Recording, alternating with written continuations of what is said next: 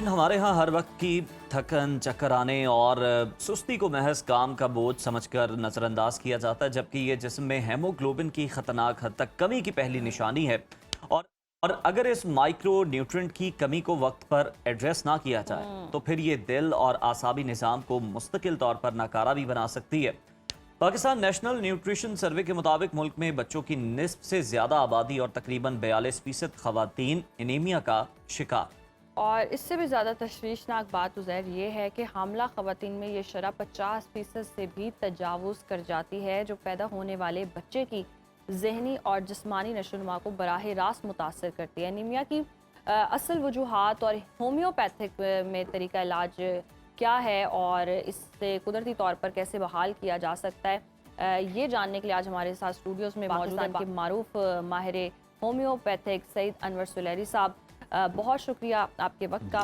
Welcome to सुनो Pakistan. Sir, ये एक बहुत बड़ा मसला आ चुका है कि हम देखते हैं ख़वातीन जो हामला होती हैं ख़ास तौर पर, उनमें अगर खून की कमी हो जाती है तो आगे बच्चे में भी वो फिर सारे इफ़ेक्ट्स आते हैं। क्या कुछ करना चाहिए? होम्योपैथिक में ऐसा क्या इलाज है कि ये खून की कमी को पूरा किया जा सके? खून की कमी के लिए ना असल में हमारी ग़िज़ाएँ जो हैं ना ये इतनी अच्छी नहीं हैं। आयरन की कमी इसलिए रह जाती है कि जब प्रेग्नेंट होती है औरत तो उसमें एचपी वगैरह टेस्ट नहीं कराते। बाद का गाँव में जैसे औरतें हैं उनको पता ही नहीं होता कि हमारी हीमोग्लोबिन कम है जी। तो उसके लिए खुराक अच्छी होनी चाहिए। उसके लिए पालक, साग, टमाटर वगैरह इस तरह की चीज़ें, आयरन की चीज़ें जो है ना वो इस्तेमाल करनी चाहिए, जिससे ये खून की कमी पूरी हो जाती है। अच्छा, हमें सईद साहब ये भी बताइएगा कि बच्चों में ख़ास तौर पर अगर हम देखें तो खून की कमी को माएँ जो हैं वो अक्सर डायग्नोज ही नहीं कर पा रही होती हैं कि ये मसला क्या है, और बच्चा जो है वो उसका कलर भी हम देखते हैं तो बिल्कुल पेल सा हो जाता है। तो एनीमिया की मखसूस अलामात क्या हैं और ये कमी एक मासूम बच्चे की ज़िंदगी के लिए कितनी ख़तरनाक हो सकती है और कब हो सकती है? असल में ना बच्चे को सबसे पहले उसका ना ज़्यादातर हमारे पाकिस्तान में 95% बच्चों को जो है ना वो वर्म्स हैं, कीड़े होते हैं पेट में। अच्छा। लेकिन वो लोग चेक नहीं कराते। स्टूल का कंप्लीट एग्जामिनेशन किया जाए तो उसमें पता चल जाता है। अच्छा, उसकी उसके वजह लिए से कोई टेस्ट करवाना पड़ता है? जी, स्टूल का टेस्ट होता है उसके लिए। फिर वो खून की कमी का भी पता चल जाता है और इसकी वजह से बच्चे का पीलापन होता है, चेहरे पे पता चल जाता है बच्चे को पीला है और उसके थकावट होती है, उसको पढ़ाई में उसका दिल नहीं लगता और हर टाइम वो लेज़ी सा हो जाता है बच्चा। तो ये सारी उसकी अलामत होती हैं, चेहरे से पता चल जाता है, चेहरा पीला होता है उस बच्चे का। ठीक। थकावट, कमज़ोरी, खाना भी कम खाता वो, ये चीज़ें होती हैं उसमें। अच्छा सर, सब बच्चों में जिस तरह से आपने बताया कि नॉर्मल अगर एक अडल्ट है और वो भी अगर सोता है और सुबह में सुस्त उठता है या हर चीज़ खाने के बावजूद भी, डाइट बेहतर होने के बावजूद भी लेज़ी रहता है, तो ये भी क्या साइन होता है? हाँ जी, बिल्कुल, ये भी साइन होता है। उसके लिए बेहतरीन यही होता है कि ब्लड कंप्लीट एग्जामिनेशन कराया जाए, सीबीसी जिसको कहते हैं हम। ठीक है। उसमें वो पता चल जाता है कि इसकी खून की कमी है, हीमोग्लोबिन कितनी कम है, सारा वो इन चीज़ों से पता चल जाता है।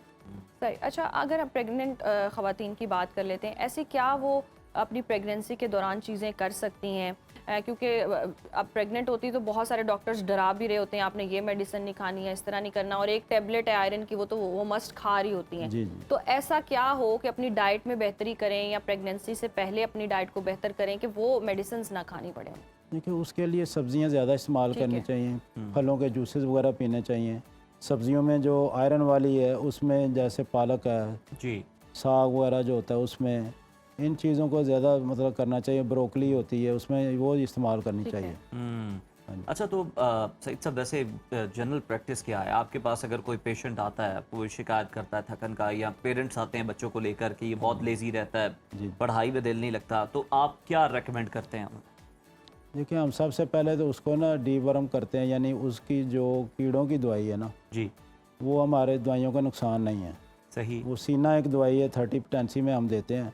उससे बच्चा जो है ना उसके अगर पेट में कीड़े भी हो ना तो वो ख़त्म हो जाते हैं। और उसके साथ आयरन के कुछ सिरप होते हैं, अल्फ़ा अल्फ़ा टॉनिक वगैरह आते हैं, वो देते हैं। उससे बच्चे की सेहत भी अच्छी हो जाती है और चेहरे का पीलापन से पता चल जाता है, वो फिर आस्ता आस्ता इम्प्रूवमेंट हो जाती है। ठीक है, यानी आप तो देख के अंदाज़ा लगा लेते हैं, टेस्ट वगैरह की वो नौबत बाद में आती है? वो बहुत ज़्यादा डेफिशिएंसी हो जाए आयरन की तो फिर वो टेस्ट करवा लेते हैं। ठीक। तो उसमें तो फिर बच्चे की ज़्यादा धड़कन भी तेज़ होती है, थकावट, कमज़ोरी, फिर वो ज़्यादा ही कमज़ोर हो जाता है। सही। अच्छा, ये भी बताइएगा कौन से ऐसे टेस्ट करवाने चाहिए जिससे पता चल सके कि एनीमिया की कौन सी टाइप है और कितना ज़्यादा खतरा मौजूद है, और कुछ तो हम देखते हैं कि फिर एक्सट्रीम हो जाए तो फिर क्या कंडीशन हो जाती सबसे पहले तो CBC होता है, ठीक HB, है। मतलब वो लाजमी देखना होता है। आयरन डेफिशिएंसी, वो भी आयरन का, विटामिन B12 का टेस्ट होता है, वो करवाना चाहिए।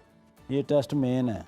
उसके अलावा बंदे को दूसरी चीज़ों का भी ख्याल करना चाहिए, RFT, LFT भी कराना चाहिए। है? ठीक है। तो बाद का ये देखना होता है कि आया इसको कोई लिवर का मसला तो नहीं है, कोई और प्रॉब्लम तो नहीं है, कोई किडनी की प्रॉब्लम तो नहीं है। वो भी साथ हो जाए तो ज़्यादा बेहतर है। अच्छा, ये भी एक नुक्ता है, इसको भी डिस्कस कर लेते हैं कि कुछ लोग तो हैं वो सालाना अपना पूरे जो मुकम्मल टेस्ट हैं कंप्लीट वो करवाते हैं, साहिब इस्तात हैं और बिल्कुल वो करवा लेते हैं। लेकिन कोई आम शख्स है उसको भी खुद से ये टेस्ट करवाने चाहिए, या जब तक कोई तबीब रेकमेंड नहीं करता आपको करवाने की ज़रूरत नहीं है? देखिए, जो वालदैन को खुद महसूस होता है कि बच्चा जो है उसकी सेहत अच्छी नहीं है, कमज़ोर हो रहा है, खाना कम खा रहा है, तो CBC तो वैसे 3 माह बाद भी करवा लें तो कोई नुकसान नहीं है उसका। सिर्फ CBC मेन टेस्ट है, उसमें भी पता चल जाता है। ठीक है। अच्छा, सही।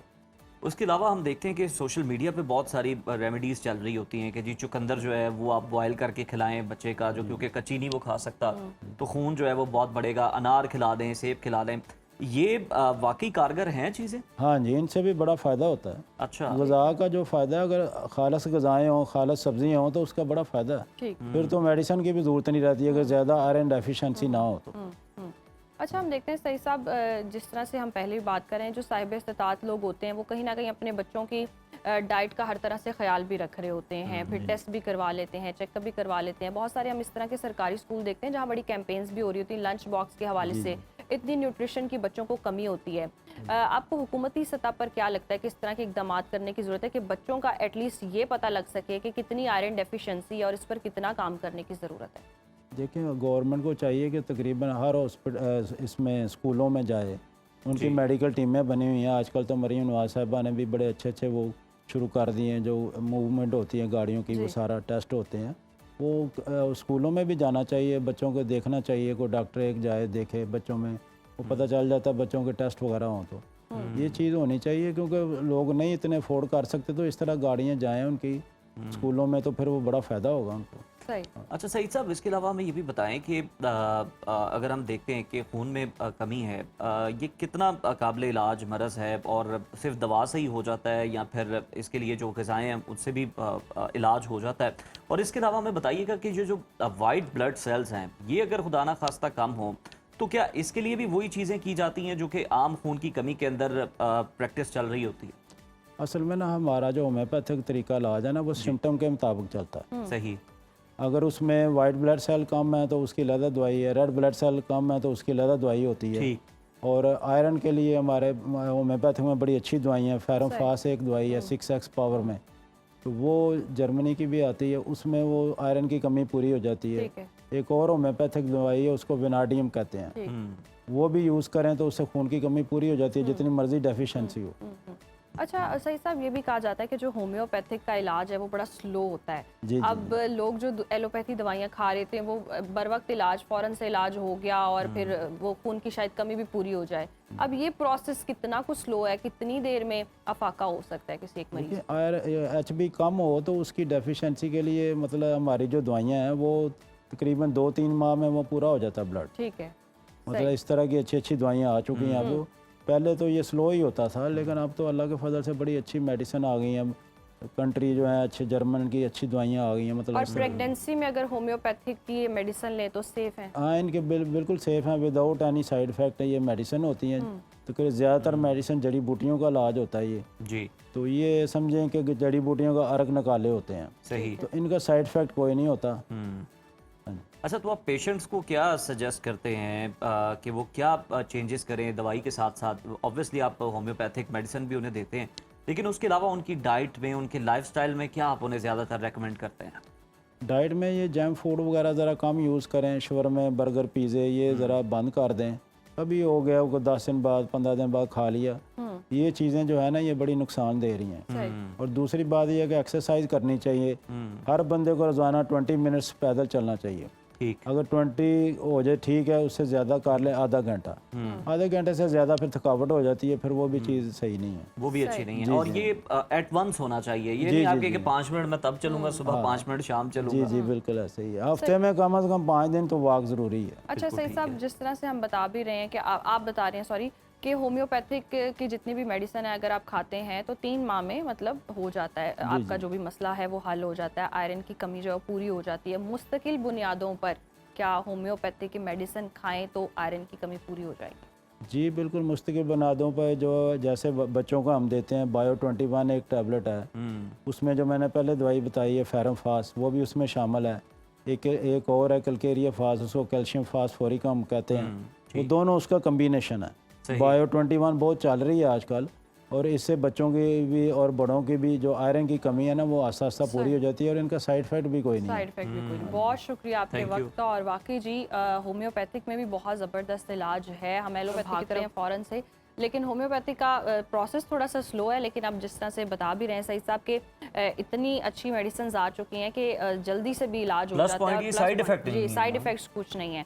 और प्रेगनेंसी के दौरान भी अगर आप ये होम्योपैथिक दवाइयाँ खाते हैं तो सेफ़ है। तो आयरन की अगर किसी को डेफिशिएंसी है तो अपना टेस्ट ज़रूर करवाए, और बर वक्त इलाज जो है वो किसी बड़े ख़तरे से बचा सकता है।